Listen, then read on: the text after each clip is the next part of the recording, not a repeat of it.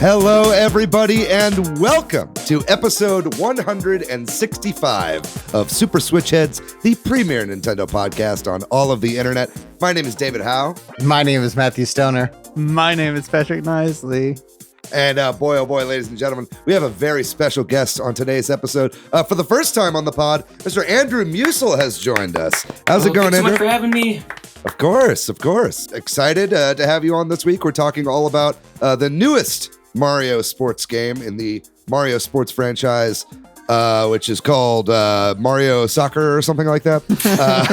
Super Mario Strikers Battle League is what we are going to be talking about. Also, we just wanted to have a conversation about the state of Mario sports games in general. Are there diminishing returns on these things? We're going to be having kind of a conversation about that as well at the end of the show. But we also have tons of news and rumors to go over. Xenoblade Chronicles Direct is coming out. It'll be out by the time this episode comes out, so all you Xeno heads are eating good. Pokemon Snap is coming to the NSO service. There have been some Fire Emblem leaks and lots of news surrounding this E3, not E3 stuff going on right now. The news keeps coming, so we'll be talking about all that. But before we get into it, how's everybody doing? I feel like it's been a while since we've all actually been together for an episode here. Yeah, it has. We were chatting before the show recording started, but yes, I'm doing all right. I think it's good to be back with y'all. How was your trip? Yeah, I took a 2-week-long trip through the Southwest. Saw a lot of national parks, did a lot of camping. You started in Austin, then where'd you? What's the? Yeah, I don't know if you want the full blow by blow because we honestly went to a lot of places. Give us the top 3. Did you go to Sedona? No, I did not go to Sedona. Okay, well, we don't need to talk about it. Yeah. I went to a. Did you go to Chicago? No, it's not in the Southwest. I went to like Zion National Park and the Grand Canyon and Carlsbad Caverns and Mesa Verde in Colorado, and I'm forgetting some, but yeah, it was great. It was also kind of exhausting because we did a lot of one-night stays due to just what we did and our ability to get reservations, and so got back like in the middle of the night. And so I don't really even feel like I've quite recovered from it, even though it's been I feel you. 3 or 4 days now, so or longer even. Yeah, but it was good.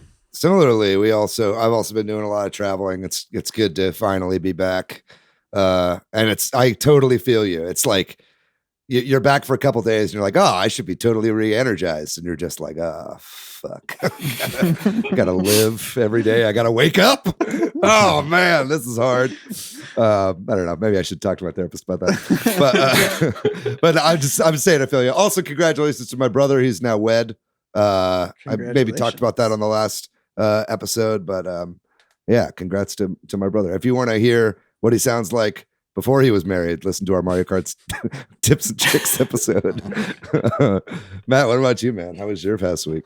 I've been good. I've been feeling really good the past couple of weeks. I've been writing a lot.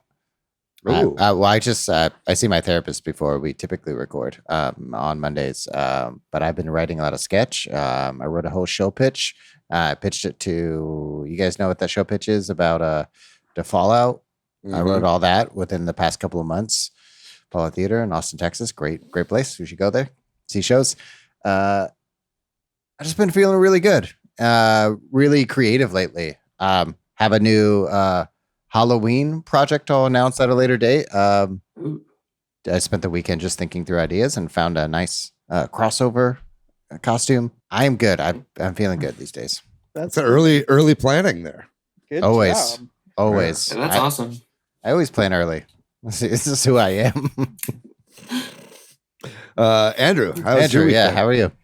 Yeah, and I was kind of telling you guys earlier, but yeah, I also did some traveling. So, and then, I was with a tour group overseas, and yeah, lots of fun, kind of around Europe, like London and Paris. Really cool. And then at the end, there was an unintended extended stay because a few of us got COVID. So, we were quarantined to a hotel room, and that was when I really wish I would have brought my Switch.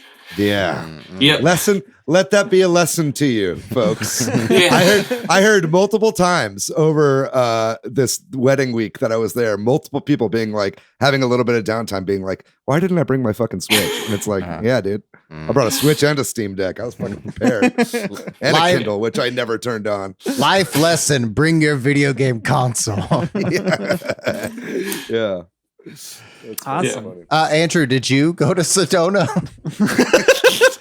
I went to Sedona in the UK. It's a small city just right outside. Yeah. Are there also a bunch of white women meditating there? Is there a vortex? Just a bunch of stones and yes, a few restaurants. Yeah, it's a lot different than the Sedona here. Yeah. So it's been a few weeks since we've all done a regular episode. Regarding the recent E3, not E3 episode, Other Dylan said they missed the centralized news cycle of E3, and there's been a bunch of news they didn't even hear of. It's been harder to follow and that kind of thing.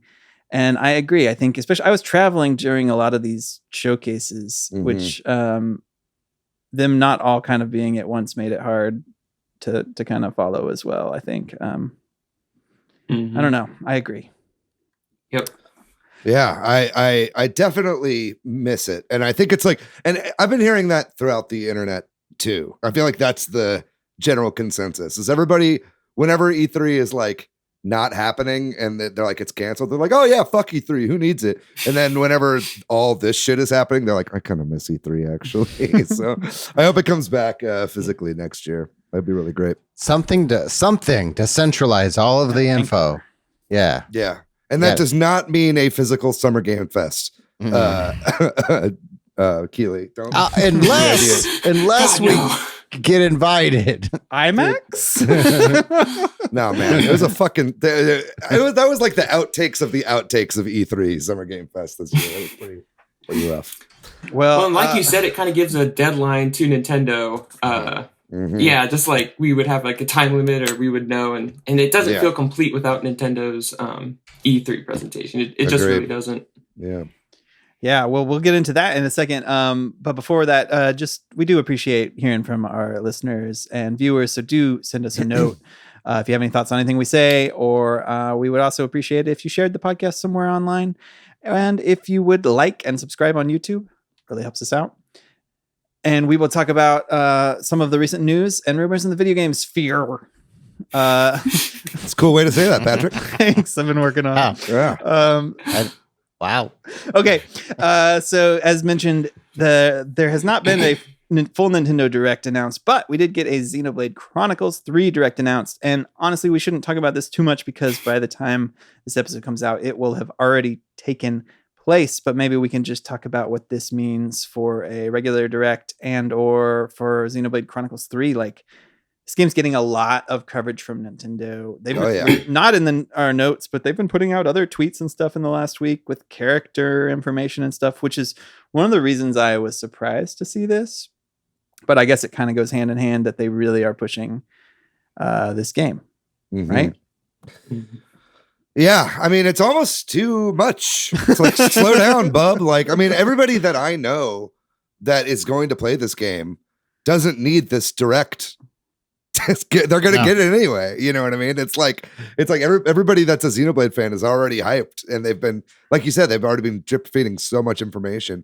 So it's like a 20-minute presentation on this game. I don't know if that's going to convert new Xenoblade fans, right? I don't know. I don't know. Well, I guess we'll see what's in it, right? But I think a lot of people don't want to be spoiled any more on the story than they already have been. Who's this for? If not Xenoheads? Yeah, I don't know. I mean, maybe it's for people who. I mean, maybe there are people who are on the fence, or maybe there's people who are going to just get swept up in the amount of hype for this game to be like, well, I wasn't necessarily going to check it out, but I keep hearing about it, so maybe I should. So it's for like the news cycle to get the name back in the news, rotating news cycle to be like, oh yeah, Xenoblade. Oh yeah, Xenoblade. Oh yeah, Xenoblade. I guess fine. I'll get the game. I mean, they just did the release or like the pre-order for the collector's edition, right? And people were having just crazy time trying to reserve that. It brought Nintendo's website down and all this kind of stuff. So it's like the hype is there, man. I think it's on everybody's mind. We'll see. Yeah, maybe this is a really big game. That's kind of what I'm wondering, if like it's just gonna be massive in terms of size and scope. And don't take this the wrong way, Matt, but I'm kind of hoping this is the last Xenoblade Chronicles game. You know, because I think it's start off your sentence with "Don't take this the wrong way." Just say your thing. Okay, fine. I hope this thing never fucking make one of these games ever again.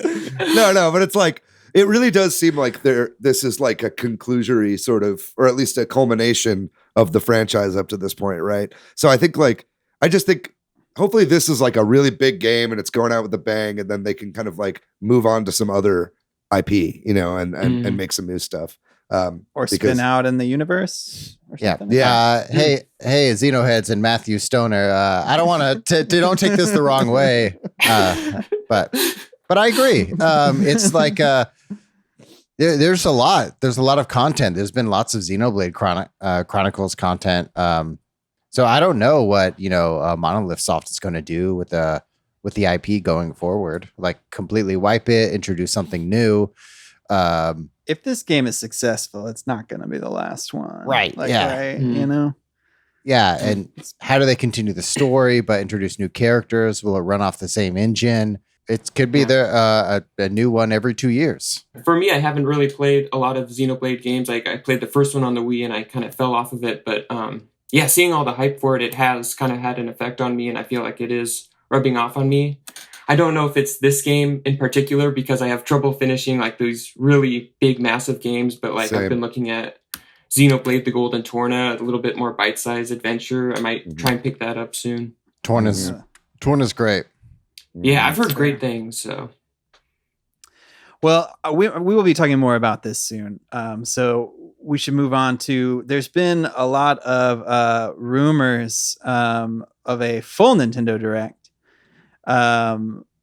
For in particular June 29th. I think there's been or 28th, depending, I guess, on the like region. Alana Pierce and Nate the Hate and then now everybody saying that as well after them. Anybody who claims to be a leaker is saying that it's happening around then. So we will see. So wait, are you telling me there wasn't a Nintendo Direct on June the 13th? There wasn't. Oh my God. We missed it. We didn't miss it. We would have missed it. Yeah. Maybe not. We'll see if that is the case. I guess really the only question I have is, do you think that the Xenoblade Direct precludes a normal, like, or do they just have too much stuff they wanted to show and so they needed to break it out into its own thing? Or that's what's weird to me. Because it's, we've got another story on here as well that is kind of could factor into whether or not we actually get a Direct, which I'll just say right now, the Pokemon Snap coming to N64, that's coming on the 24th, right? So it's like, I guess all of these things here, like, do you think that these would have been Direct announcements and then maybe we're not actually going to have one? Or what do you guys think about this? Do you buy into the 29th? I think I do, just because like maybe they're waiting to get their games out, like Fire Emblem's Three Hopes, and then they have done it before in previous Nintendo Direct announcements where they had the Animal Crossing Direct and the Smash Bros Direct like in the same one and separate. I think that was the same Direct, but that also might just be wishful thinking. Mm-hmm. I mean, I guess we also had, this isn't in the notes, but I don't know that we ever talked about it, the Pokemon presentation. From a little bit ago. I don't know if we ever had over the past weird month. It's been if we weird. Ever had a chance to talk about it. A number of things. Yeah, it was like a full trailer for Scarlet and Violet, and usually Pokemon Presents happen kind of leading up to a Direct as well. And I mean, that's looking good, by the way. That's got like, it said it's going to have full co-op in the game, which is insane, and it's open world, and you can beat the gyms in any order you want. Like, it sounds like they're really taking a big swing on this one, right? So, so hopefully that those kind of do indicate that there's one coming up.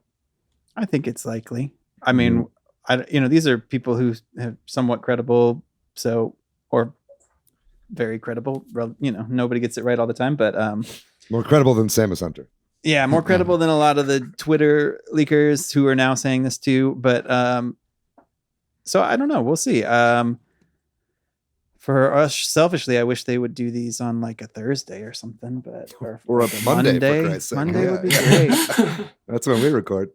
But regardless, I'm excited to see it. I mean, kind of lead. These next few news items, I think, kind of feed into it too, like you were saying. So unless anybody wants to say something specific about the Direct, we can move on. Yeah, Pokemon Snap, the last N64 game that they have announced that's coming to the Nintendo Switch Online Plus expansion pack. N64 emulator is coming out on the 24th, like you said. That's late this week. So there will be no other, known systems or games coming that we know about to NSO. And so it seems ripe for them in a Direct to possibly mention that. Or not. Maybe not. They don't have to. Or they're like, we hope you enjoyed the N64 games. We're not doing any more. Have fun. Yeah. There's actually no more N64 games. We're all done. Yeah. We destroyed all the files. On there. Oh, God. Every single one of them. You get Fighters Destiny 2, not the first one. Yeah, there you go. Play Fighters 63 and a third. So yeah, I think that can go either way on that. But I never played the original Pokemon Snap, but I might give this a quick go on the N64 app there. It's a great game. Yeah. Also coming out that same day is the Fire Emblem Warriors 3 Hopes Warriors style game. I don't know if anybody here is excited about that. Andrew, are you interested in this game? No. Yeah, I can't do Musil games. Yeah. But it's cool that they keep adding these like skins and stuff. Like, I'm glad that they're doing it, like experimenting with the IPs and stuff. I mean, it's always good. I will say I had zero hype for this game, and I still am not going to buy it. But I was watching Summer from our community. Summer Rain was doing a stream of the demo, and it actually looked a lot more like a Fire Emblem game than I was anticipating. I mean, it's very much Three Houses, but instead of doing tactical battles, you're doing Muso battles, right? And there was a lot of menu stuff, a lot of support conversations. And so if you liked all the characters and you grew attached to them throughout your playthrough of Three Houses, it seems like this game will be enjoyable, at least if not just for that aspect, right? Which is a big part of why people really like Three Houses, right? Yeah, I think I like that part more than I like the tactical battles. Personally. Yeah, the kind of persona style kind of conversation stuff. Yeah, and so it's like, so there's a lot of that in this. They have and then just more frantic gameplay. Yeah, they have tea. I might have to try this demo out, man. You just convinced me. And it's a really robust demo, and all the stuff moves over. All your progress moves over once you get the real game, if you get it. So it's definitely worth checking out. What they've done, these Muso games, to like capture some of the feeling, even from the gameplay down to like David, you're saying to the menu systems.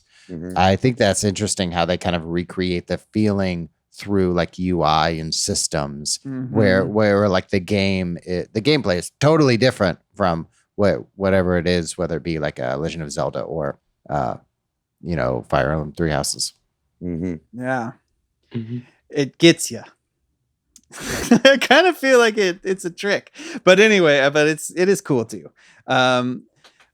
Well, staying on the topic of Fire Emblem. Oh wait, any predictions on how many copies it'll sell for Three Hopes? I don't 10 know. million. 10 million first weekend, or I will kill myself. No, no. You don't have to go that far. Sorry, I should have made that joke. But while we're talking about Fire Emblem, there's been some leaks. Another situation here where some semi-credible people and multiple entities sharing different information about this, including known leaker Emily Rogers, a random Reddit user. I think Eurogamer also has reported that this is true based on their sources. So you really sandwiched a random Reddit user. Two pretty credible sources.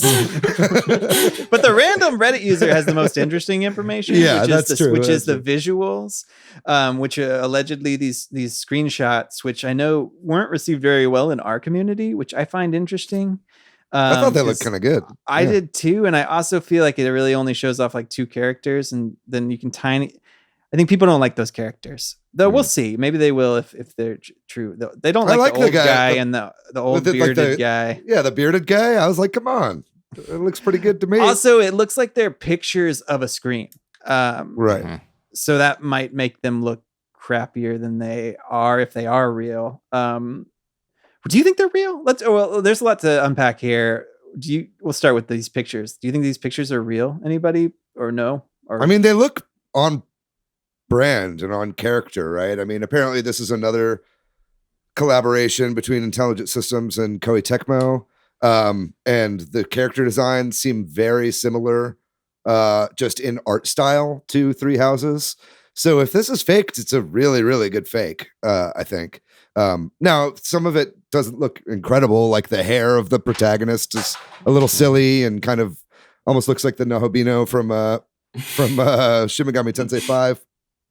But I mean, it looks good. I'm surprised if this is real, which I kind of believe it, that this is not another Fire Emblem Echoes game. It's not like a remake. This seems to be a whole brand new game that they're going right into after Three Houses. So, I mean, I think it looks cool. I definitely, if they're gonna reveal it at a direct, it would make sense to get Three Hopes out first. Yeah.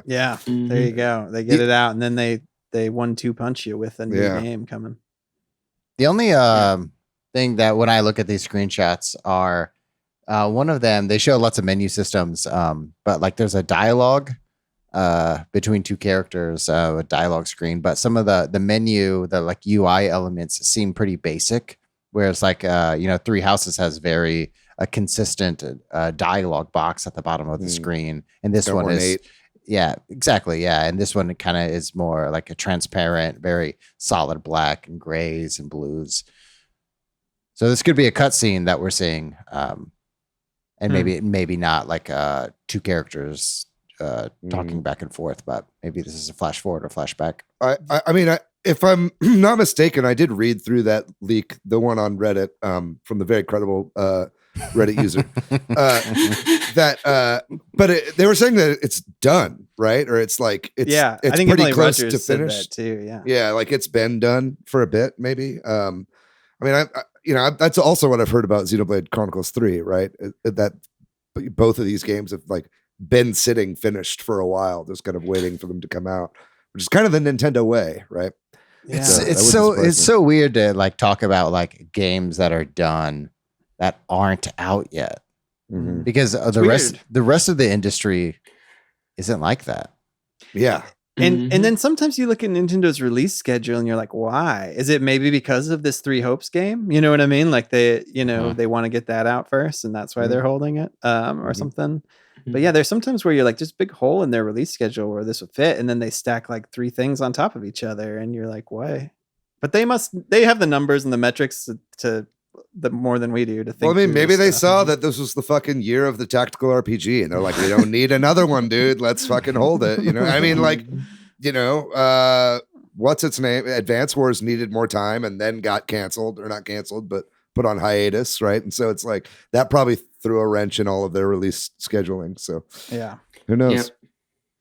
Well, if you're interested in more info about these leaks, we didn't cover everything, and we didn't, which is great. Go seek it out. There's a lot of places you can find out these details from these various sources, which includes also, David, I did think we should mention that there's been the rumors of the remake, and one of these people said that that's also still true. I think it was the random Reddit user. The very credible random this Reddit was going user. around Twitter a bit recently. RGT85 made a thing about it, but he was like, man, you think we have enough Xenoblade and Fire Emblem? Got a lot of hate for that, but it's kind of, we do have a lot of both. Yeah. Well, if you don't have enough anime RPGs on the Switch. Maybe Persona 5 is also coming to the Switch. This is another rumor that's been swirling since the Xbox and Bethesda showcase, which showed that those, various Persona games, 3, 4, 5, are all going to Xbox. Go to Game Pass. And going to Game Pass. I think there's been some listings for Switch on some random retailer, which I don't know that means it's true or not. We've had this conversation many times. But given that sort of Atlas opening up to that, it does make you wonder if it's not impossible for this to be true and also be a direct announcement, right? Mm-hmm. That would be super lit for sure. I would, because I already have Persona 5 on PS4. So, I'm probably not going to play Persona 5 like on Xbox. But if it did come to Switch, I would get it on Switch. I mean, I think even though it's like coming to Steam as well, and like I could get it on Game Pass if I want to play it portably, it's like, this is a game that is like, would be perfect on the Switch, right? I've been wanting this game on Switch since the beginning, right? So, and maybe it's just because fucking Joker is in Smash and it's got me in like a weird mental headspace where I feel like I have to give money to only Nintendo for it. You need more. Yeah, exactly. But it's like, it seems perfect for that. But I mean, you're talking about Atlas and Nintendo, which are two very weird companies that don't ever do what you think they're going to do. Right. And so I think that it is totally feasible that after years of people begging them to bring Persona 5 to Switch, they're like, no, we just decided to do it with Microsoft instead. Yeah. Yeah. And then speaking of Sony and this previously being locked to them, the PlayStation Plus, which we've discussed multiple times over the last many weeks, the new PlayStation, subscription is finally launched in North America, and by the time this comes out, will be launched everywhere in the world. We talked about some early impressions from some of the early markets in Asia, but now it's out everywhere. So you can get your very confusing different tier names at whatever your choice is, or not. Yeah. Yep. One game you cannot get on the service is Metal Gear Solid 4, which I'll talk about later in the episode. And then one thing that did happen recently is this Final Fantasy VII 25th anniversary showcase. This was one of the recent showcases that actually is relevant for us to talk about that we haven't missed or talked about previously, right? Mm-hmm. I had a little bit of hard time parsing like what happened this week. Final Fantasy VII Remake Part 2 and is coming out next year, I guess. Next winter. That's 2023, right? Like when they say next winter, they don't mean this winter. Yeah, I don't think so. Yeah. But it's generally winter means the end of the year, even though a good chunk of it's at the beginning of the year. Yeah, it's confusing. It is was January? I got them on that. It was weird that they said this winter and next winter, and not like Q4 or Q1. They should have said for the Christian Christmas holiday. Thank you of our Lord. The one true religion. But so it's called. I'm being sarcastic, just to be totally clear. Yeah. Okay. Yeah. Matt used to be like super Christian. Okay. Yeah. Now I hate that guy. God, not myself. I like myself. I thought you were talking about Cloud. Cloud's great. Zach's great. We can talk about. Well, Final Fantasy VII Remake. What do y'all think about this? What they've shown off for Rebirth, and what do you think about the fact that it's now a trilogy? Is that's confirmed, right? They said it's going to finish in 3, or do we know that they said this is the second of 3 parts. Okay. And so it's remake, rebirth, and then you'd think redo something. Redux. Yeah. I was watching Good Vibes Gaming do a reaction over this Square presentation, and one of them said, what was the one that they said? Resolve for the final game, which I actually kind of like that, because it's kind of, you got 2 kind of meanings there, right? Like the resolve that you have, and then also, resolving the story. But I think that would be cool, and it fits within like the 2 syllables thing, right? So I mean, that's cool. I mean, definitely it's looking great. Remake just came out on Steam as well. So I'm doing my best not to double dip on that one. to get it on Steam because I already have that on PlayStation. But I mean, it's looking good. I'm interested to see like what, if anything, they'll change from the story. I imagine there's gonna be a lot added at least, but maybe some big plot points are changed at this go round. Just take me to the golden saucer and just let me gamble away all my money, all my gil. Also, there's a fourth game, Reunion, Crisis Core, Final Fantasy VII Reunion. That's not necessarily part of this trilogy, but it's part of the prequel. Yeah. Mm-hmm. Was this announced during the showcase too? Yes. Okay. Yeah. And so this this is coming to everything. So this is like, they're calling it a remaster, but it's got a lot of new character models and new UI and stuff like that. It almost looks more like a soft remake than anything else. But this is coming to the Switch, the Crisis Core remake. Oh, so awesome. So if you didn't know, Crisis Core is a prequel to Final Fantasy VII that was for this entire time has pretty much been only on PSP. And so this remake is kind of putting it out everywhere. And it's also an action game, kind of similar to Final Fantasy VII Remake.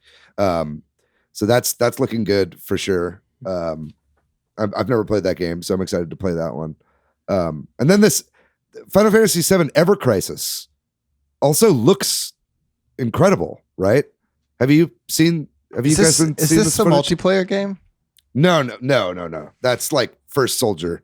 That's like that's Fortnite with a Final Fantasy skin. Okay. Like literally, that's what that game is. It looks terrible. But no, Final Fantasy Ever Crisis is a mobile-only game that is a turn-based remake.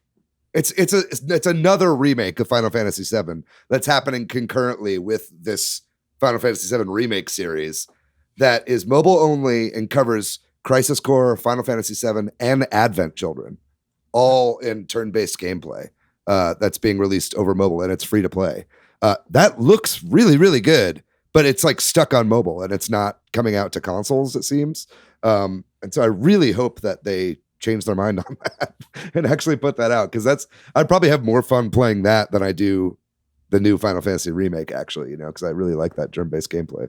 Okay, so it's Final Fantasy. It covers the events of Final Fantasy VII, Crisis Core, and the movie Advent Children. That's right.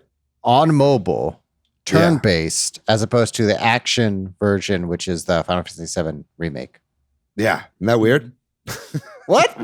Yeah. No, it's weird, dude.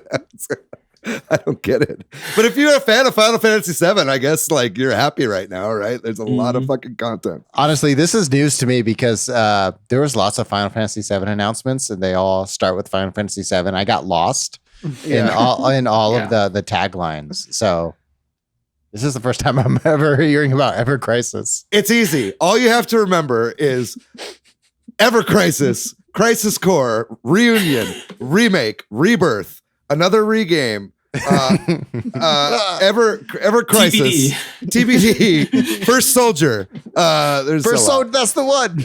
Yeah. Okay.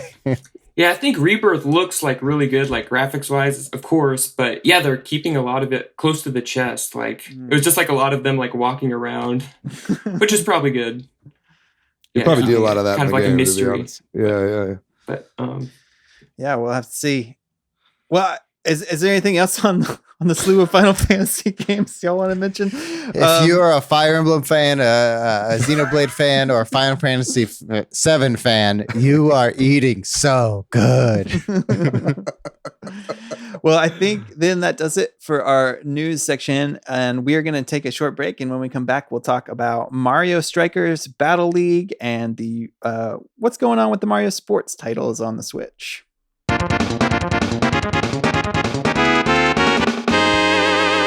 We're back, and this week we are talking about Mario Strikers Battle League, the newest release of first-party games for the Switch.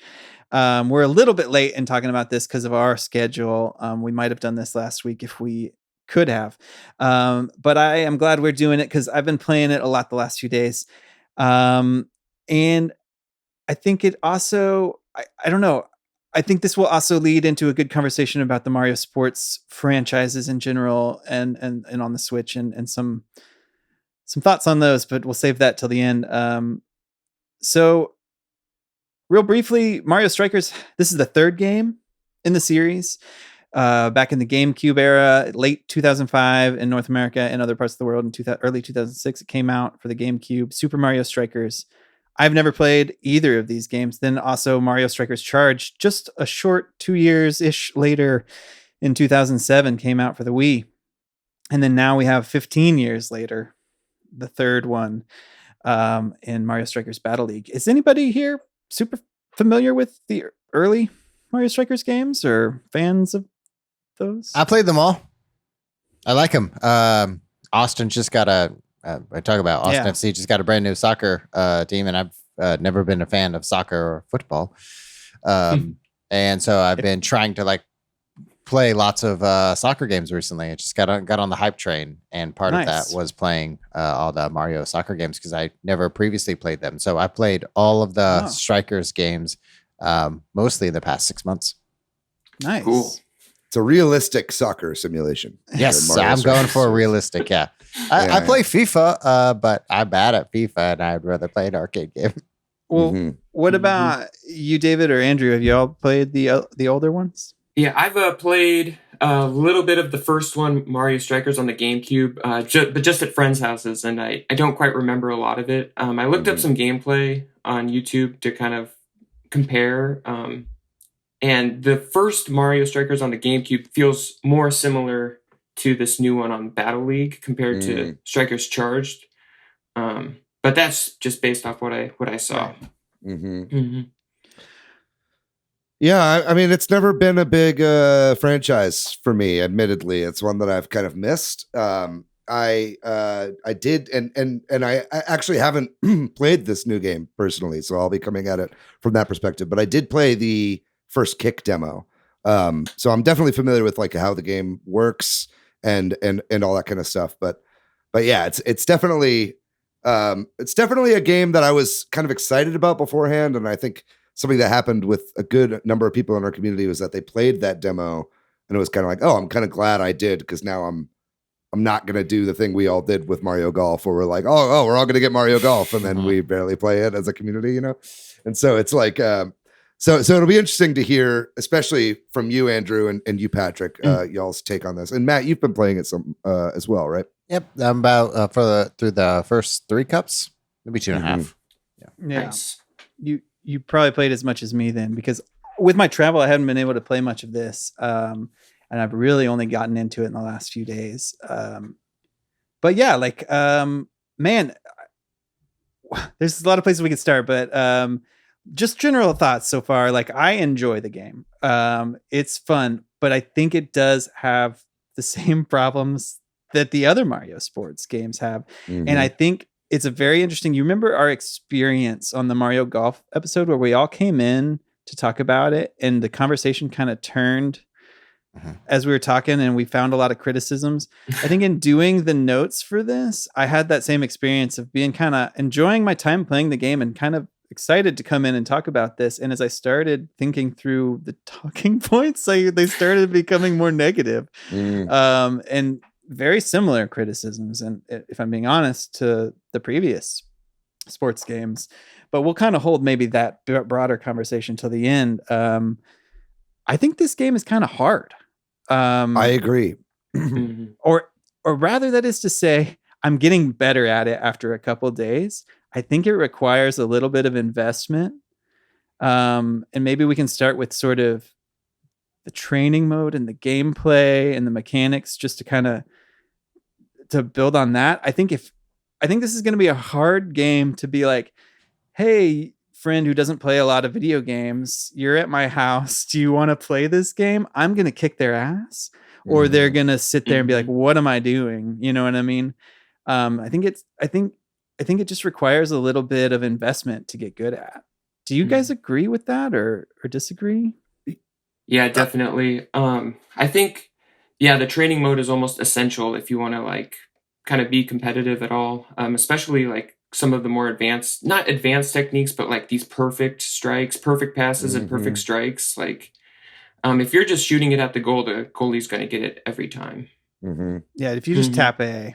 Yeah. So I feel a good thing I do is I feel like charging it and kind of trying to angle it, even though I can't aim it very well.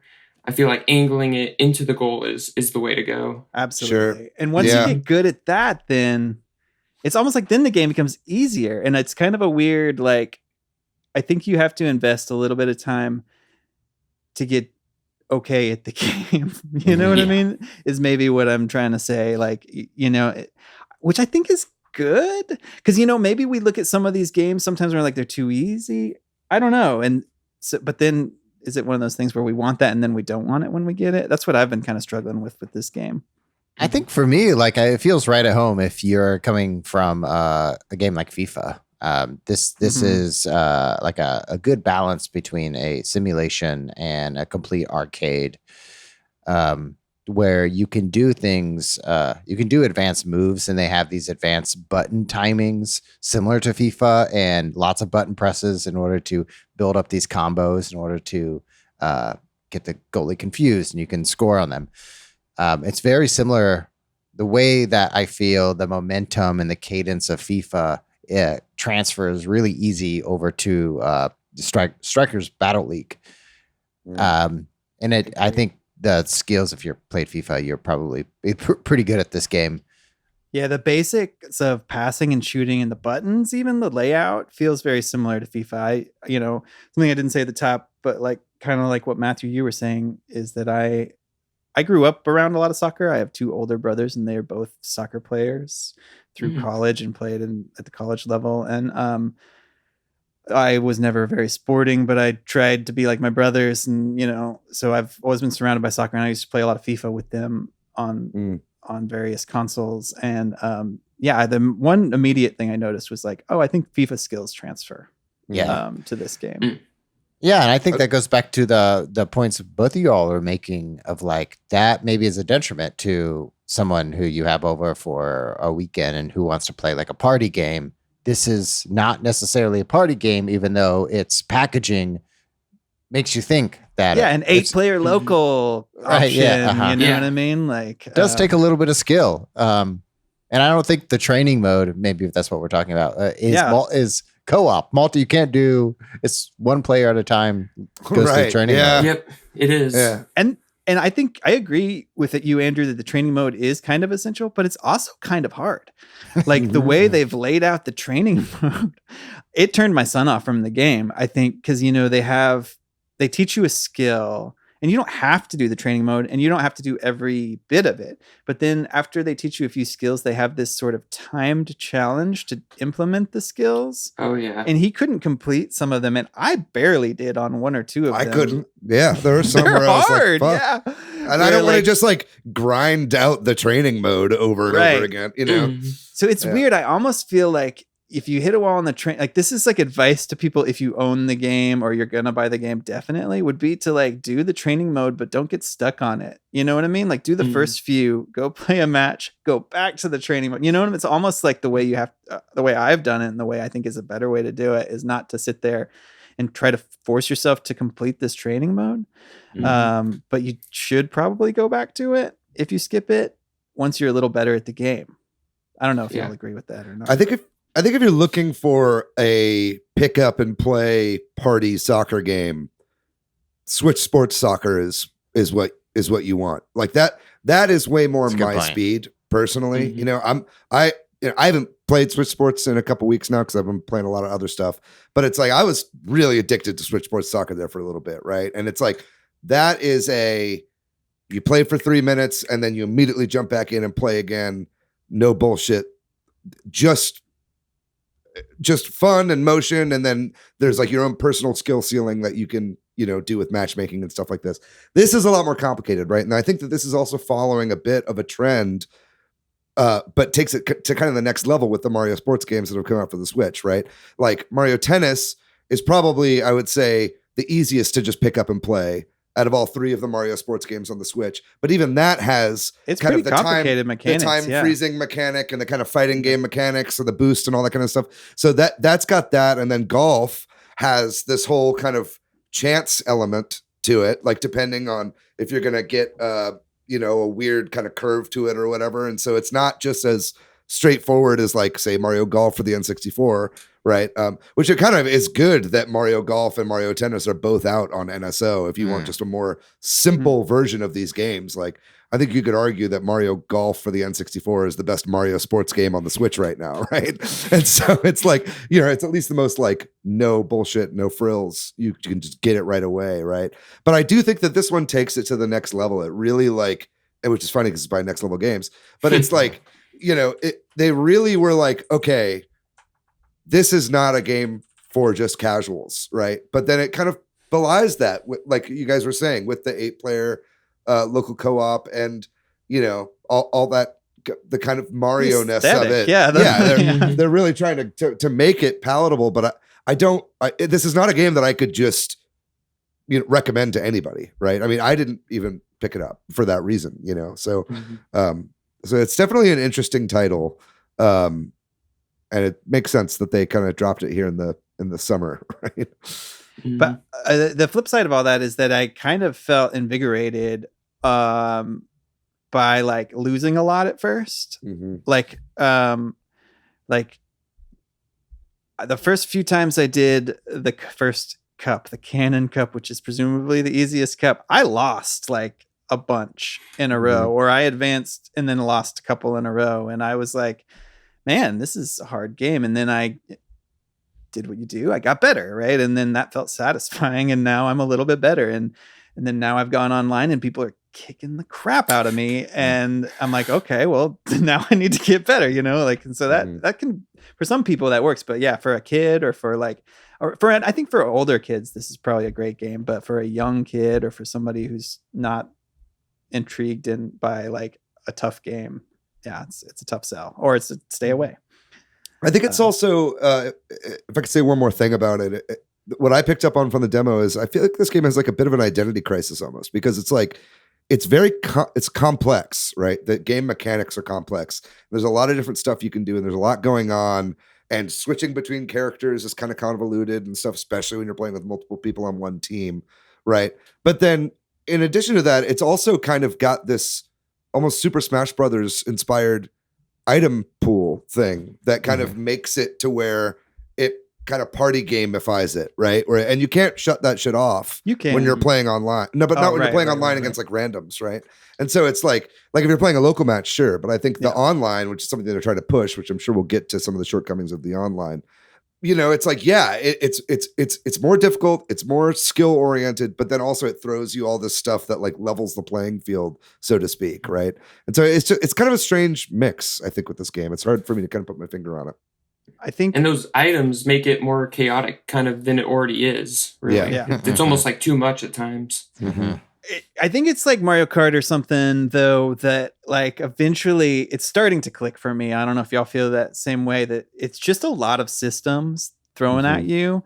And if you give it the time, like the items are starting to click, especially for me. And there's weird things that I think are good that the game does, where like, if the other team tackles somebody who doesn't have the ball, you get an item. And there's little mechanics like that as you play, you start to learn that like that are complicated, but the more you get into it, you just, like anything, you start to get them, and then it feels better. I think items took me a while to like get to use, and I think they're an important part, honestly, like of the gameplay. They're good for getting out hyper strikes, because you can kind of knock out enemies. Yep. Right. Yeah. Okay. Yeah. Yep. Yeah, I agree with what you all are saying. Is I think, Patrick, you were talking about Mario Kart. I think that's an interesting comparison of where Mario Kart is accessible to almost anyone. But even if there are people that play Mario Kart who maybe don't know the drift mechanics in order to how to utilize those. And so the Mario Kart skill gap is smaller to learn these techniques, but wider on the really good level. And in Strikers, it feels similar to where the skill gap from like you can pass the ball back and forth, and it's fine if you're just playing it similar to Mario Kart. But then the skill gap is much wider if you really want to play well outside of intermediate level. And it's really big, and really the skill gap's even wider when you want to play at like a really competitive way. Yeah. Well, there's a lot to talk about here. So, like, is there anything else? Like, you kind of mentioned the hyper strikes. I mean, I wonder if we can just kind of go over the gameplay. We've talked about passing and all that kind of stuff and the items now, but the hyper strike is probably the big special move that the game has. The smash ball of this game. Yeah. And I think it's an interesting thing is when I was first playing, I felt like they never went in.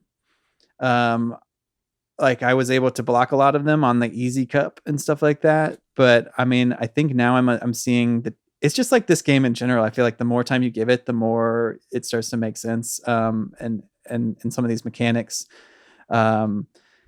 But yeah, it's worth 2 points if you score it, right? And every character has their own unique one and their own unique animation, which is something I definitely want to talk about that I think this game has going for it that the other Mario titles, Mario sports titles were missing. But next level games, man. They're the best Nintendo has as far as animation quality is concerned. Yep. Yeah, I think that, I complain a lot about in Mario Golf and Mario Tennis, the character models not doing much when you swing a racket or swing the golf club and not feeling very alive. This game is the opposite. Like there is so much happening. Each character has unique, I'm talking about it now. Each character has unique like dribbling mechanics and unique like tackle mechanics and then these hyper strikes, right? Like and so there's, if you pay attention, there's lots of cool details. Yeah, losing animations and yes. stuff like that. Like the tweet that was shared on the Discord with Peach losing, that was really funny. And then when they do this hyper strike, they all like go up in the air and their eyes like light up. And I love Peach in particular, actually, that when her eyes light up, then and her sound effect is fun. I like what it does too. It's just everybody on the opposite team is just like in love and not paying attention. And they're just like, if the goalie catches it, he'll like just let it go into the goal. He'll kind of like, oh, never mind. For our podcast listeners, just go back a little bit. We were motioning the Peach animation where she like wipes her, like flaps her fingers really quickly at her eyes and then like kind of feigns like catch your breath. So I think that is great that this game has all that. Honestly, it has attitude in a way that the other games didn't. It feels kind of like the Mario with the tattoo 90s attitude in this game. I mean, it's been like the franchise has always been like that. Right? Let's bring back the attitude era. This game does it. It's the NBA Street of Mario sports games. Yeah, and I mean it's in the title, right? Like Battle League, right? Like it's kind of vicious. You're punching and kicking these characters and wearing like metal like fists. Like another sort of thing that it harkens to me and that I like about it is I spent a lot of time on the Super Nintendo playing Bill Lambier's Combat Basketball, where you had these sort of like metal, like punching things, and it feels a lot like that. And so that's another reason I kind of like it. And it's really satisfying to tackle and punch in this game. Into a fence is fun. Yeah, into the like electric fence, like you're playing hockey. Like it reminds me of hockey a lot. Them. Yeah. Yeah. Oh, that's not super surprising. I think that Next Level, before they made the original Strikers, had made like an NHL game that they were that was like their calling card, and Strikers plays really, really similarly. It does. Like there's a fast pass shot that feels kind of hockey like, and they're Canadian, the developers too. Yep. That's right. They just really wanted to they made a stealth hockey game. They did. It's football. The arena size and, and the fact that it's walled, it's not technically soccer. It's more like football or whatever the indoor soccer game because of that, which is an interesting thing. I don't know. What, Matthew, you were about to say something maybe? Now I just want a Mario hockey game. Like we have like Mario and Sonic in the Olympics games, and like Mario Sports Mix has a hockey stuff, but let's get a proper Mario hockey game. Yeah, and the cover is somebody punching Mario and blood coming out of his blood or regular football too. Yeah, that'd be fun. Yeah. I just don't think I don't think I want any more Mario sports games, man. I mean, like, I just don't want any more. Like, all right, let's name them. Name your favorite sports. List them Curling. Well, back on topic. Maybe, I don't know, y'all can jump in with anything you want to talk about, but maybe we talk about the different characters and the gear system. Yeah. Because I think that's a big part of this game is the characters are very different. It's not, I mean, they do that in all the Mario sports games, but I feel like it makes a big difference in this because you can't always tackle the big heavy characters. And then people's ability to score is widely varying, at least at a base level without the gear. Let me ask you this, Patrick, or Drew, about the customization, like, because I know that you get like 3 points added to one stat and then like 1 point subtracted from all your other stats, right? So it's like, doesn't that just kind of turn you into one of the heavier characters then? Like if you're like all your other stats to go down, it's one stat goes up and one goes down for each piece. Okay. Yeah. So but I mean it's like but I mean it's like if you wanted to play somebody who hits heavier, wouldn't you just pick DK or Bowser or something? I guess like I don't really know. Like, is it that noticeable, like in gameplay when you're doing it with the characters? I've mostly been going for shooting and technique, and it's pretty noticeable on those. Okay. Because I think technique, honestly, I want technique. I don't know how y'all feel, but like the ability to score is really important. And like, I had a hard time scoring at first in this game until I kind of figured out that if I get, for me, it was Mario. If I got Mario in the center in front of the goal and angled my shot up or down, and not necessarily up or down, but up or down on the stick, then I could consistently score. And then adding gear to people helped as well. But yes, I don't know about making people heavier. I think I haven't tried to do that with gear. I'm not really sure what the meta is going to end up like with all this gear. Like, you can say something, Andrew? Yeah, and I was saying just like the gear, you can like really max it out. Like, because I think the max is 25, and I was messing around with Luigi, and I got his technique all the way up to 25, even though his other stats decreased. So like, yeah, the arms will decrease a certain stat in exchange for the technique and everything. So, but you can like max it out if you wanted to. Yeah, because there's different sets, and I was kind of trying to balance out anything I de-leveled, but I don't know that you need to if you or want to go for a certain thing. But yeah, I haven't tried to use it to get somebody heavy, personally. I honestly haven't used the gear much at all. I haven't messed around with it too much just because I kind of like the characters as they are, but I did kind of test it just to see if there was some difference. Yeah, I think that's an interesting point too, because if aesthetically you don't like the gear, I don't know, it's kind of important. Like it's gonna help your characters a lot. So it isn't a big aesthetic change to have these weird like laser eye things on Rosalina or whatever. Donkey Kong is like a rhino now or something. Yeah, or like in the Tron world or something. Yeah, exactly. So I'm not sure. Yeah, especially if you want to play online, you're gonna need it. I think. I heard somebody, because I tried to find some negative stuff about this game to just be aware of some of the criticism. Some people say that gear costs too much. I don't know if I feel that way personally. I kind of feel like it does have a high cost, and it is, you have to do the cups to earn money, but I've been wanting to do the cups to get better at the game. So it hasn't been a big problem for me. And so you can't earn coins by playing online? I think you can, but not as much. Like you can make 400 coins for a cup, and that's a lot comparatively. And each gear costs 100. So I don't know. I haven't played enough online to know if grinding out matches online would yield a lot of coins. It's like 5 to 10 to 20. It's pretty piecemeal, but I mean it's doable. And I haven't run out of coins for gear yet, but I've been doing some of the cups, and I think you can get like 800 if you do that like final training match. I haven't done that yet, but I mean that's a good chunk.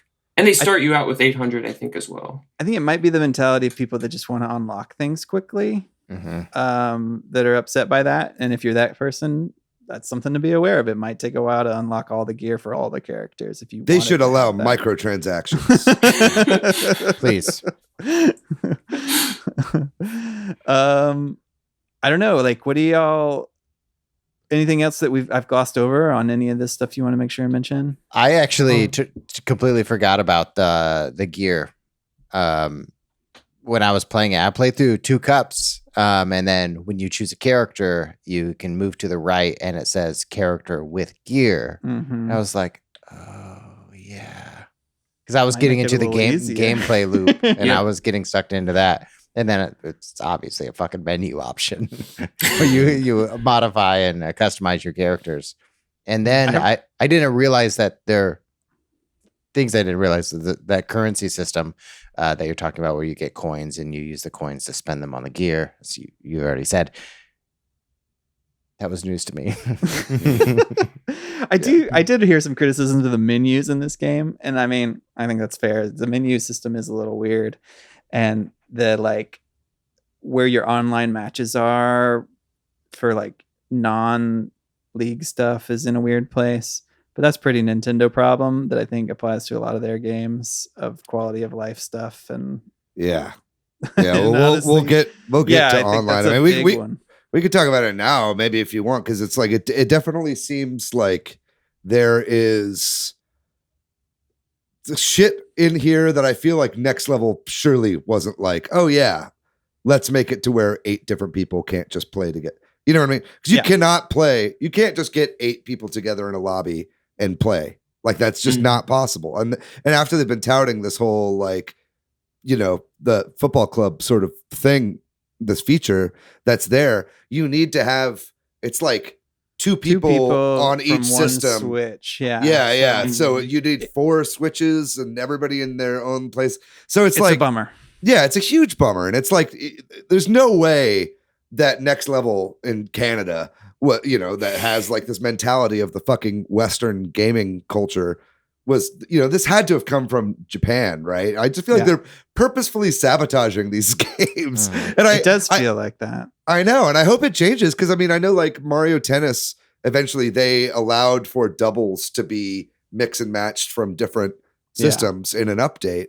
But then that comes back to the thing where it's like, this is a unfinished game. It's so light on content. It's a $60 game, right? And it's like, you know, and I feel like that there just has to be stuff that's being held, you know, that they're not working on. And then Nintendo just want, and I think they're even doing this with Switch Sports too. You know, we talked about this when we did our Switch Sports episode. It's like Nintendo saw how successful Splatoon was, and Splatoon did this model of releasing a half-finished game and then releasing tons of content over time.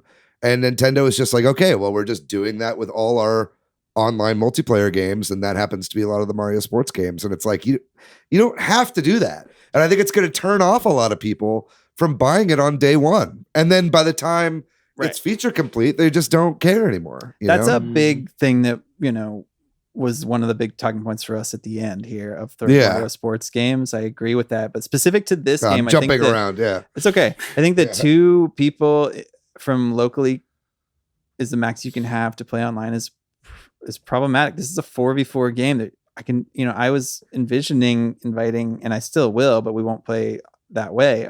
My brother and my cousin, who are big soccer fans, over, and us playing randoms online, but I guess we'll just play the computer. You know what I mean? Like, so that is a bummer, you know, because it also feels like you're saying, David, there is some cool online stuff here, or there's some possibility for cool online stuff that I think Next Level wanted to do with this league aspect. Where you can have multiple people be in your team on your football club, and you can, you know, there's going to be seasons, and there's going to be a lot to that. And I honestly haven't been able to dig into that yet, so I can't personally talk about it. I tried to watch some videos about it to speak to it, but I think the fact that you can only have 2 people from one room is a problem. Yeah. Well, and I will say, I don't know how well it would lend itself to like 8 different Switches playing together anyways, just because of how complex it is. Like we've been talking about, like, if I'm playing with my partner, it's hard to like time these perfect shots because you have to like let them know, and then they have to like let go of it at the perfect time just to get that to work. And so honestly, it's easier just to kind of do it alone sometimes, This game does support the Nintendo Switch Online voice chat app, if you were wondering. The first time I played it online, I got a notification on my phone. It's like, we see you're playing Mario Strikers Battle League. You can use the voice app. And I was like, great. Would be a good game for native voice chat. Every game would be good for native voice chat. I think not to be, this is where I got like in that mindset of like, oh, I do have a lot of criticisms, but to kind of bang them out, and y'all jump in with other thoughts too. I think the stages are a little disappointing. I think, we've talked about this with golf. Like when you think Mario Golf, or you think Mario Sports, you want it to kind of be wild and wacky, but all the fields are the same. There's just no different like crowds or whatever. Yeah, right? there's no like random elements that you might expect, like little pits or blocks or something. Yeah, on gimmicks. Gimmicks. I feel like that was a part of Charged, right? Like, it was, yeah. Yeah. And it's a pretty small field, which I think is good and bad. I don't know how I feel about that, if it's a bad thing or not, but that might be partly why they haven't done that. But it feels like that lends itself to, there's no other modes, right? Which this game could really benefit from, like maybe a big field mode or something like that. Or big ball mode. Yeah, or big ball mode, or like a shootout mode, or I don't even know, like just all kinds of little mini games. I think this game, I bet you they'll add some, but maybe that'll be too little. Who knows? Who knows? Because they haven't told us. It feels like something they might add. Are we getting Daisy? I don't know. We're getting Daisy. There's no story mode other than these, just the cups, which I understand. My understanding is the previous Strikers games didn't have story modes either, but no reason to not add one, right? Like it could have benefited from it, I think. Tell me why everyone's so mad and angry. There's so much attitude. I want to know why.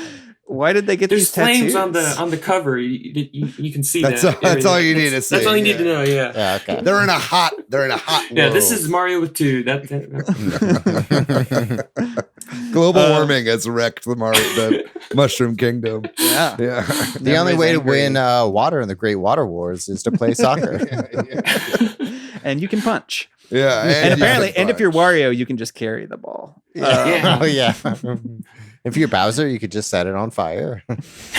I will say, after playing this game, I'm like, I think soccer would be more fun if people tackled each other, like in real life.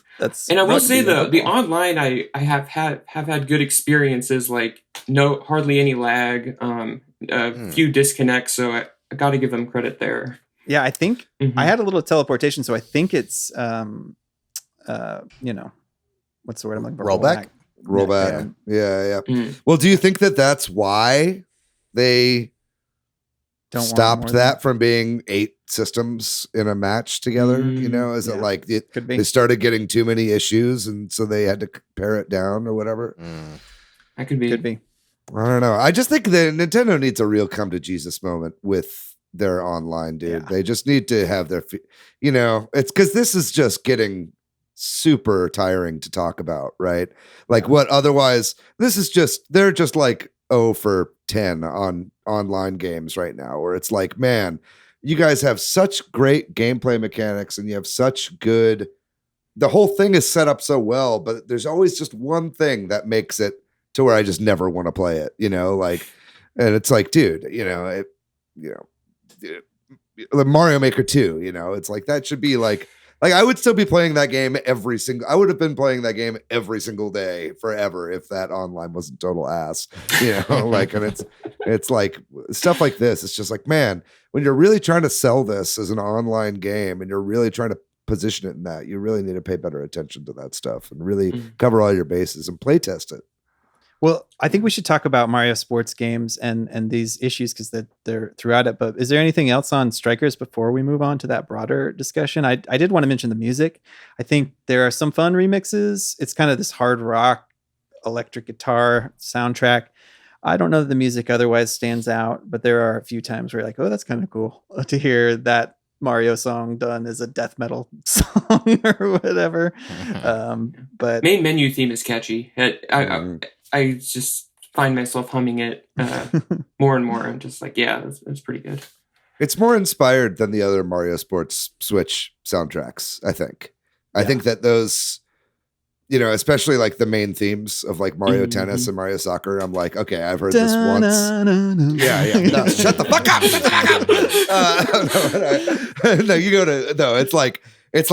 It's like for like a second, it's fun, and then you're like, I never want to hear this ever, you know. And so at least this is a little bit more inspired. It's a little bit more like on theme. Yeah. I like that it's got more of an identity, and then I like that they remix New Super Mario Brothers music as well, like because I feel like that is not like the classic Mario songs that always get remixed. So it's nice to hear like the New Super Mario Brothers franchise get some love there in the remixes. Yeah. Another thing I thought this game could really benefit from is just, and they could benefit their single player stuff, is just like having unlockables besides the coins, because the coins is just not a good enough incentive, I think. It's coins that goes to gear, and that's really it. Like the only thing to unlock in the game is there's a final cup that you unlock when you beat the first 5, and that's kind of it. Like some unlockable characters, maybe some unlockable music. Like that would go a long way. Does that final cup unlock any new stages or anything? I just unlocked it, so I haven't played it, but it says it's just kind of like the best of the best teams. I see. I think so. I don't think so. Although I did look in the Battle League, and I just tried joining one just to kind of see what it was all about. And you can kind of customize the stadiums for your Battle League, but it's all cosmetic. It doesn't make a difference. So, well, that kind of goes back to the point of like, it's like instead of us unlocking stuff, and it's just coming out as free updates, right? Yeah, and I'd rather unlock. Yeah, right. Yeah, and know it's there. It just kills progression, right? It like kills this idea that you're actually doing something, and instead you're just playing to play, which is you should be doing anyway. It's a game, right? We play games to play, but it's like, it's just like something has fundamentally gotten lost in translation with these sports titles, I think, on as far as that's concerned. Well, I think that's maybe our chance to kind of have a brief discussion about that, which is that I think we talked about it here on this episode, and I think you can say a lot of that is true for Mario Tennis Aces and for Mario Golf Super Rush, that it's like the core gameplay is really good, but there's something missing from it. And I think the single player is kind of been missing on all of these games. Like they've had different takes on it on all of them, but none of them they've all felt either rushed or bare bones or what have you on the single player. I think you can agree or disagree. So I think we want better single player on all our Mario sports games, right? Like, and I think, we want good online, right? Like from the get-go. All we want is better single player and better multiplayer. That's it. And better art, and better animations, better music. Best I can do is give you shitty UI. Okay, all right. I'll take it. Here's my $60. I think that all of these Mario games have had promised some future updates, and I think it's clear to me that I would rather they not have planned updates or give us the roadmap or like any updates or adding on to what feels like a super complete game. Whereas all these games felt like, maybe it's because updates are coming, they don't feel complete, in part. I don't know. Like they've all felt a little bit lacking in terms of characters or what have you, because more are coming. Like there's only 8 characters, right? In this game. Is that right? Or is it 10? I think it might be 10. Okay. Yeah. And then plus boom booms for the goalies, obviously. Yeah. I mean, for me, it seems, and this is kind of, circumstantial, just what I've been seeing from our community and from discussion I've seen online, but it feels like these Mario sports games are getting kind of diminishing returns on player base as well. And I think that people are getting wise to this, right? I mean, Mario Tennis Aces came out. We're like, oh, okay, this is the thing, right? But surely they'll have fixed some of this by the time Mario Golf comes out, right? But then it was like a fool me once, shame on you, fool me twice, shame on me thing, right? And it's like, okay, now I just think people are like, okay, well, we've already been through this now with 2 games, so I don't trust this as much. And at least that's why I didn't pick up this game. And no offense to anybody who's picked up this game, and I'm glad you guys are having a good time, and I'm kind of getting FOMO hearing you guys talk about it, right? But it's like, for me, it was like a decision I had to make of being like, okay, if I had read in reviews that they weren't doing the same shit with the Mario sports games with this game as well, then I would have picked it up. But since I'm hearing that it's a lot more of the same and it's still light on content, it's like I just don't feel like I just would feel like I would play this game like once or twice and then not pick it back up again, right? And so it's like, so for me, it was a no for me on the pickup, and I do think that has happened with a lot of people, like a lot more people than with the previous two games that have come out, right? And anecdotally, it seems that way. Anecdotal, that's the word I was looking for, not circumstantial. But it's also like, which is a shame because it's like Next Level are really, really good developers, right? I mean, Luigi's Mansion 3 was an incredible game. It was the highest selling game in the series. And it's like, and that was even more, a lot of them left to their own devices, right? And this just feels like it had a lot more of Nintendo being like, we need to make this like our other Mario sports games, right? Where I wish that they had been left to their own devices on this game a bit more and been able to make the game that they wanted to make. And, maybe that's not how it is, but that's certainly how it feels. Mm-hmm. I think what's frustrating to me about all these Mario sports games is that at their core they have really good gameplay, but their quality of life and the updates and the online kind of put a hitch in that and make it not as fun or interesting as they could. You know what I mean? I wish that you could tweak the settings and have an online match with no items and whatever against a random person who also wants that or or whatever. And I wish that you could take 4 people online, and I wish you could, have it, at launch have all the content, or at least know what the content is going to be, so that we're not guessing that they'll add more modes. And I'm guessing just have all the content. I think just release a complete game. I think it's, and then if you add stuff, it's a bonus, right? Like I don't know. Or paid DLC that feels substantial or something, I always feel like maybe this is what you guys are getting. There's some satisfying mechanic that's missing from all these sports games. I can't quite place it, but Patrick, you're talking about it took a while for the game to click. Like what does that, like when games click, like what does that feel like? Does it means you're getting like the cadence of the game? For me, I think it's progression, right? I think it's like gamifying the game, right? It's like getting a little like, hey, just a little message being like, you did this thing right. Here's X number of things you can customize whatever with. And there's some of that, but it's very basic and bare bones in this. And it's like, look at a game like FIFA or something like that, like you're constantly getting unlockables and stuff like that, right? I think in this game, for me, in Strikers, I would put myself as the worst gamer out of, I don't know you, Andrew, well enough but out of the 3 of us, right? Like I'm not as good at games as y'all, and I'm not trying to. It's true. Like I think if we play a competitive, I'm not game, like amazing at games. Well, Matthew's gonna beat us, and then you're gonna beat me, David, and then that's fine. But like I was terrible at this game at first, right? Like I lost the first cup 5 times in a row or whatever trying to do it. Like I don't know how many times it took me to actually beat that first cup.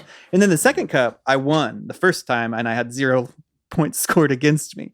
That's kind of where it took me a while for this game to click. Like I couldn't score at first, and I think it took me a while to figure out a character that I could score with. Like I started playing as Mario, which I think is a wise move for anybody that wants to get better at this game. I think Mario is the generalist, fast enough to get in there, fast, like good enough at scoring that you can, whatever.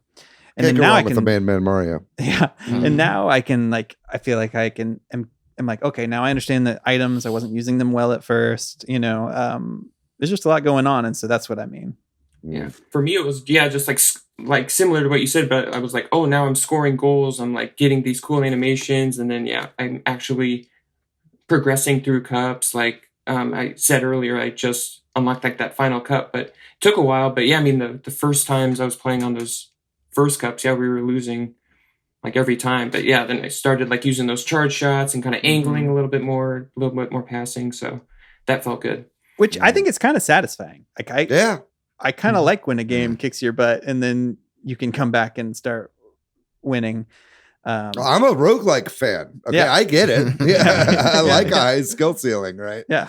But you just got to be rewarded along the way. That's something that roguelikes do is every time even if you die, you've like unlocked something or you've been rewarded in some way, right? And so Which you do get some coins when you lose in these cups, which you could then use gear to make yourself better.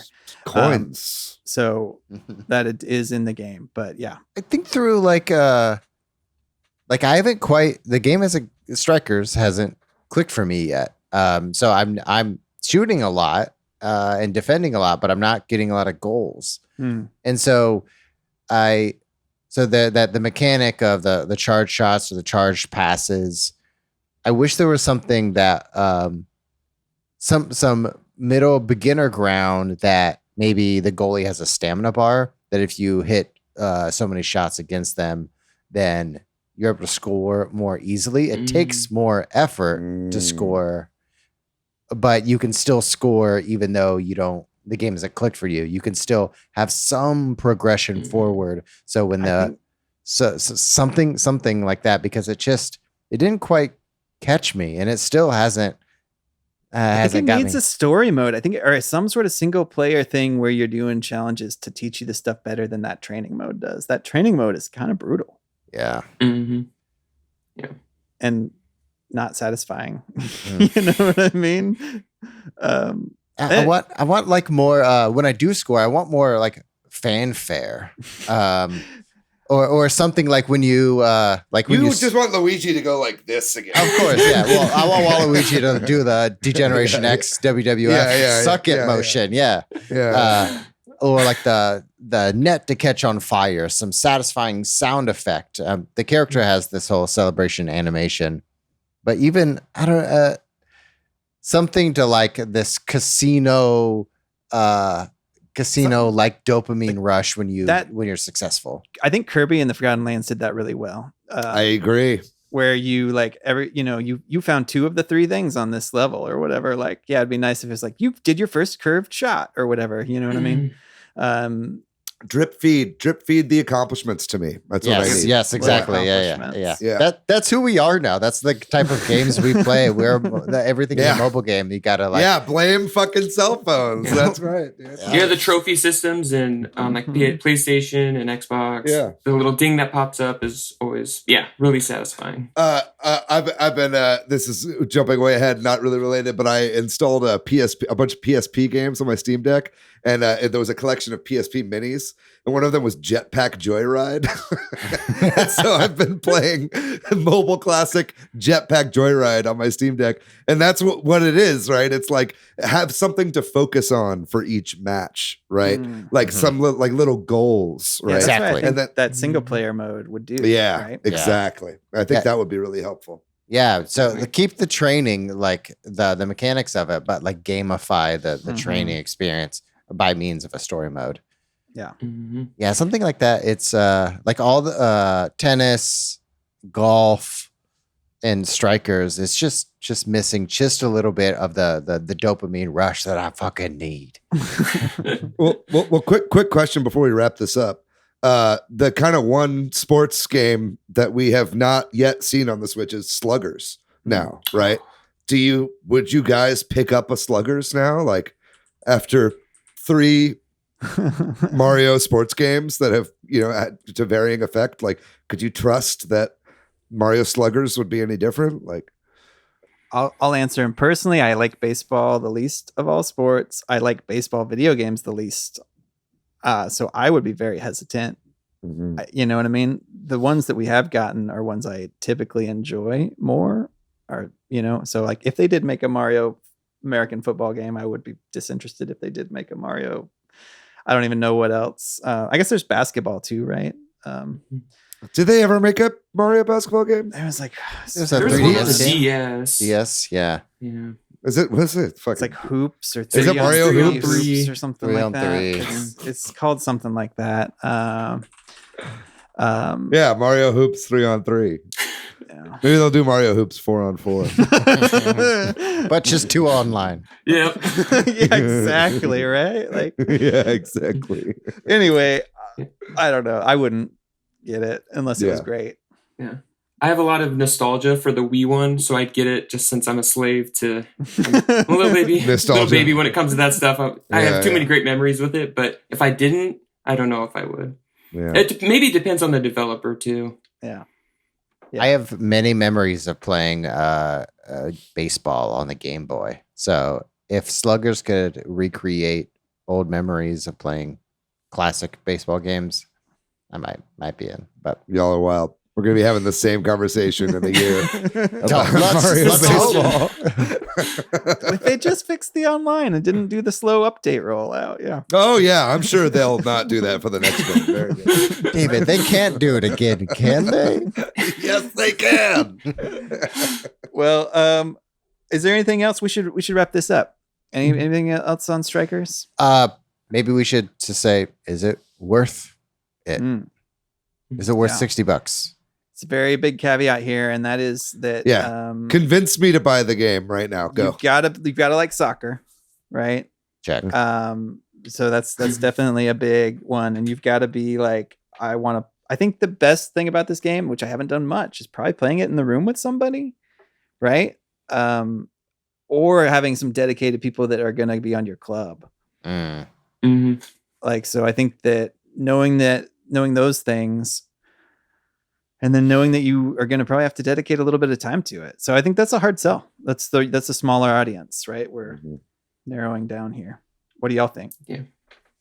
I will say, I think, and this is kind of inherent to just simulation games in general, but I think each game is quick and snappy, and that lends itself to like, kind of an addicting gameplay loop where you're like just one more, and each game is different, like you might score a goal at the very end, and that's just like exhilarating. Like that's happened multiple times online to me, and it, like just kind of keeps me going. So I will say, I don't know if it's worth it, but it is addicting when you get the hang of it, I think. Before you go, Matthew, something I did want to say is I feel like there's a lot of scoring in the last minute of this game, or the last seconds, and I do wonder like Boom Boom gets worse at the end. I do wonder if Boom Boom gets worse in the last 30 seconds of a match. So is that just like a RNG then? I do wonder if I could be wrong, but it does feel that way. Do you feel that way, Drew? I haven't noticed that. I did see you put that in the notes, but it could be. Maybe I'm just oblivious. No, I could just be. Sometimes it also just feels like sometimes just like scoring is high and sometimes it's low. So I don't know. I do wonder. It would be cool if you could actually control the goalie, but there is no goalie control whatsoever in this. That can be frustrating. In this game. I think this is a hard $60 sale.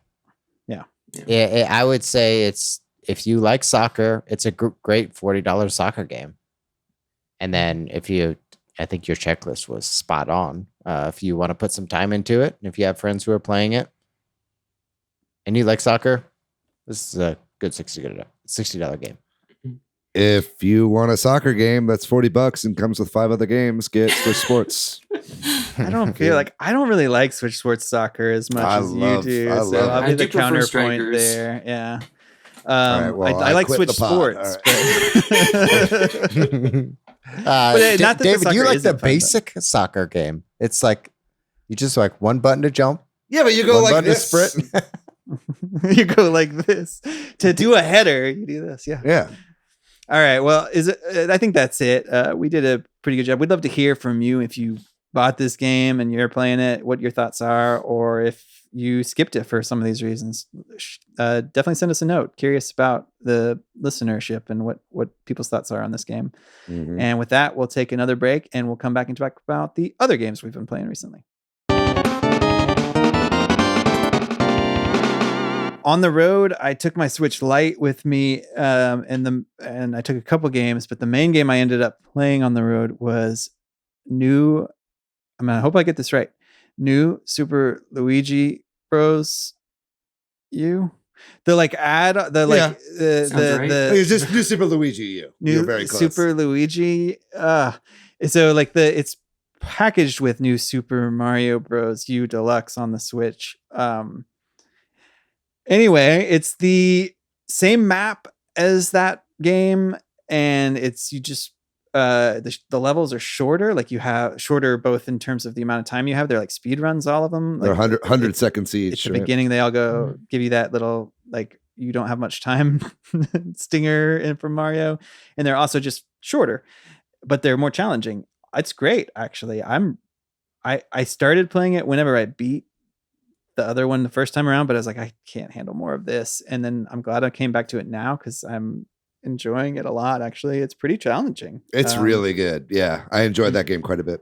Yeah, it's a lot tougher than you might think. It is frustrating, the life system in that game, because it is challenging and they give you 5 lives. And if you die, then you can lose progress because of the save system.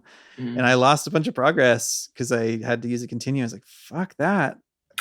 You know what I mean? Like, but I redid it. And now I'm like more cautious about losing my last life. But yeah, it's fun.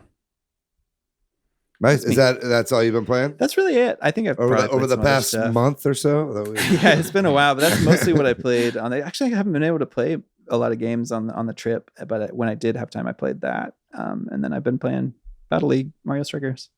Nice. Cool. I'll go next. I've been playing Strikers. We've talked about. I have back in my bullshit playing Age of Empires 4, going through the Roost story campaign. That's fun. Just to conquer stuff. It's great. It's on Game Pass. And I've been playing Shredder's Revenge, TMNT, Shredder's Revenge. And it's so fun. It's so clever. They've done such a great job at recapturing the arcade Ninja Turtles beat 'em up brawler feel. It feels both like Teenage Mutant Ninja Turtles and the other Konami beat 'em up games. It feels like the Simpsons arcade game and X-Men and my favorite beat 'em up game, Aliens vs Predator. They do such a good job having some of the enemies. They have like a pizza enemy in the later level that feels like an enemy from Konami's X-Men beat 'em up. Not to mention all the other Easter eggs and the lore associated with the with the cartoon. It's great. I'm having such a good time with it. It's so charming. Yeah, I've not given this game a fair shake yet. I need to give it a go on Game Pass, but it's it looks like so much love and heart was put into this game, and it's clearly made by people who were like see the original games or that genre with like great reverence, right? Yeah. Yeah, I'm hearing nothing but great things just online. Like everyone loves it. Everyone's playing it. It's got unlockables. Hey, what's that? Yeah, you can like level up your character, right? Yeah.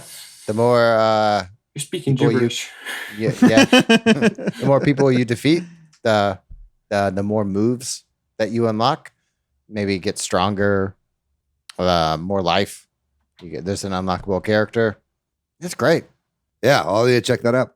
I'll go next. I have sadly been neglecting my Switch recently, and I've been playing majority stuff on my Steam Deck, but I've been having a great time doing that. Been fucking around a lot with emulation. Installed a lot of PS2 games, so I've been playing a lot of those and PSP games, like I was saying earlier. Earlier you were talking. Sorry to interrupt. You were playing Jetpack Joyride on a PSP emulator. Yeah. On your weird Steam Deck on Linux. Yeah. It's a strange workaround. It's like so many levels. Well, also, so in that pack of like PSP mini games that I downloaded, there was also Wizorb, which is a game that I forgot that I owned on Steam, and now I've been playing a bunch of Wizorb just like on Steam. You know what I mean? So it's just been fun to like go back to these old libraries of games and kind of just like find some undiscovered stuff that you haven't normally played. Frequency is a great harmonics game. I love that game. That's been a blast to play, and it looks just really good, up-res and in widescreen. I've been playing a lot of Prime Hack, which, if you guys are familiar with it, is Metroid Prime trilogy for the Wii, but the controls are adapted to twin stick input, right? So it's basically the original Metroid Prime is the one that I've been playing right now.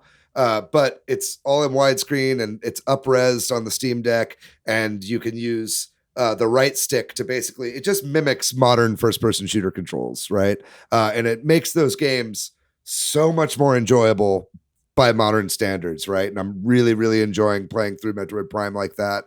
And then also with the Steam Deck, you've got the gyro aiming as well. So it kind of almost, it's like mimicking like the Wii motion of it, but it feels so much more natural to play than when you're like kind of waggling around and pointing at the screen and stuff like that. It just feels a lot better, right? So I've been really, really enjoying that on the Steam Deck. In addition to that, like I said, I've been playing some Wizorb.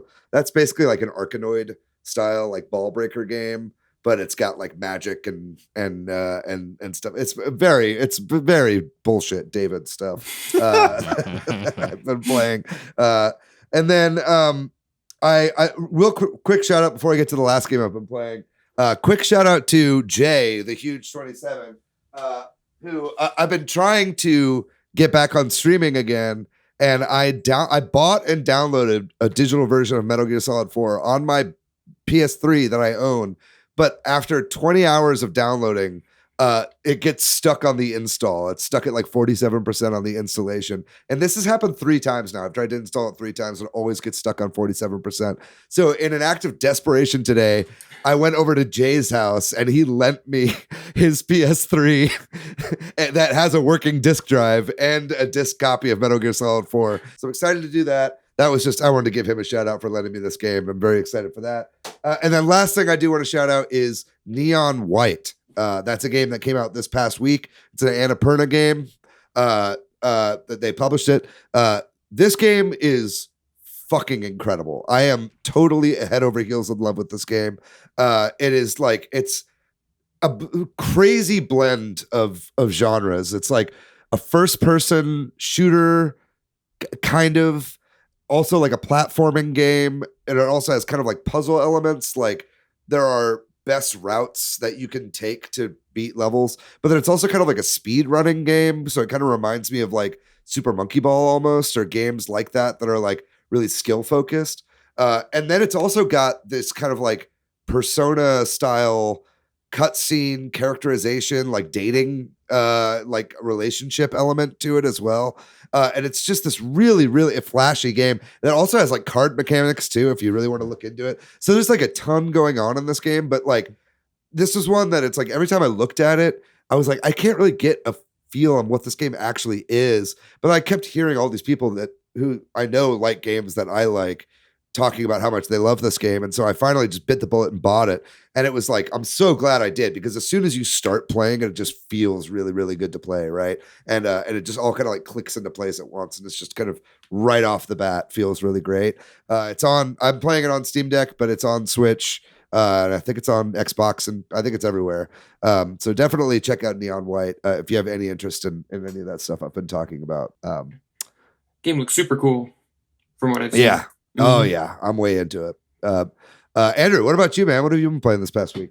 Battle League, like we were talking about. Still playing Switch Sports here and there. I really like volleyball. That's the game I kind of keep coming back to. That or bowling. And then the main game I've been playing, I finally started Death's Door. I bought it a while ago, but finally started it now just because I wanted like a nice kind of single player kind of game to play. And it is really good. It's kind of like reminds me a little bit of like a Zelda-like. There's kind of like the puzzles to it. It's kind of got that sword fighting action. Isometric view kind of looked similar to Hades. I didn't play Hades, but it kind of reminds me of it.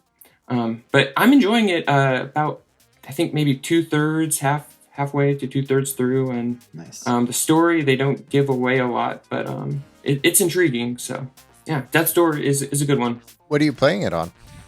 Switch. Yeah, I mostly just have a Switch. I don't really play on PC. I have a PS4 otherwise, but So yeah, those are all on Switch. Very cool. Well, I think that does it then. Thank you so much, Andrew, for coming on and joining us this week. Talk about Thanks so much. Yeah, it was a pleasure. And thanks to MilkyWay.co, who does our website. Thanks to Corduroy for doing our music. If you're looking for me, Patrick, online, I am PDYX. Hey, I'm Matthew on Twitter, MATHYOU. I'm pretty much everywhere on the internet at Monolith Fiji. And what about you, Mr. Musil? Where can people find you online? Yeah, mostly just on Twitter at Drew Musil. But I don't post. I mostly just lurk. So very good. Good place for lurking. You can find lots of fun stuff on there. So. Oh yeah. Well, give him a follow and lurk the lurker. That's, who lurks on the That's lurker? not how it's supposed to work. Yeah. If you'd like to find our show on social media, we are at Switch Headz on Twitter, at Super Switch Headz on Instagram and Facebook. We got a website, switchheadz.com. And then, of course, follow or join, rather, our Discord and Facebook groups. We'll have a link to both of those in the description of this video or audio podcast. So join those. Great communities, both of those. And that's going to do it for our episode on Mario Strikers Battle League Soccer Football for the children. Let us know if you played this game or if you're holding off. We'd love to hear about that. We're going to be back next week with an all-new episode. I'm sure we'll be talking at least a little bit about that Xenoblade Chronicles Direct. And then hopefully there's a real Direct coming up soon. I don't know. We'll see. I'm still holding out hope for the 29th. We hope to see that coming out soon. Either way, we're going to be having lots of content coming up very shortly. So stay subscribed, stay following, and we'll be sure to just pump that sweet content right into your ear holes and eye holes. We love you guys very much. Be safe out there. Be kind to yourself. Be kind to one another. See you next week. Bye-bye.